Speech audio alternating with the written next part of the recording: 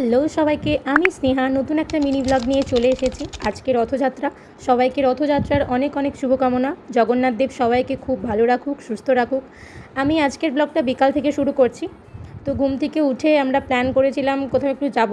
প্রথমে আগে পেট পুজোটা সেরে নিলাম, তারপরে আমি আর আমার দিভাইয়ের মেয়ে একটু রেডি হয়ে নিলাম। যারা দুর্গাপুরে থাকো তারা জানো যে ক্ষুদিরাম মাঠে একটা রথের মেলা হচ্ছে, আমরা ওখানেই যাব। বাবা আমাদের পৌঁছে দিল। তো রাস্তায় যেতে যেতে আমরা দুটো রথ দেখলাম। ছোট ছোট ছেলেমেয়েরা যখন রথ নিয়ে বেরোয় তখন আমাদের ছোটোবেলার কথা মনে পড়ে, কতই না সুন্দর ছিল দিনগুলো। সময়ের সাথে সাথে সব কিছুই পরিবর্তন হয়, সেগুলোকে মেনে নিয়েই আমাদের জীবন। তো যাই হোক, আমরা দেখতে দেখতে ক্ষুদিরাম মাঠ পৌঁছে গেছি। এই যে আমাদের ক্ষুদিরাম মাঠের প্যান্ডেল। আরেকজন তো আজকে ভীষণ খুশি, পড়া ছুটি দিয়ে সে আজকে মেলা দেখতে গেছে। আমরাও ছোটোবেলায় ভীষণ খুশি হতাম। তো আমরা যখন পৌঁছেছি তখন রথ এসে পৌঁছায়নি। বুঝতে পারছিলাম না যে আমরা জলদি গেছি নাকি রথ আসতে দেরি হয়েছে।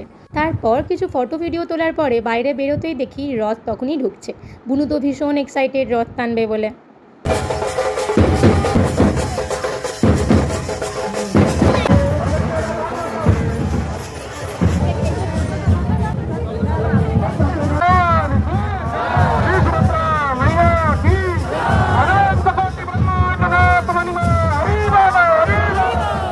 প্রসাদ বিতরণ হচ্ছিল, আমিও প্রসাদ পেয়ে গেছি। এটা যে আমার কত ভাগ্য।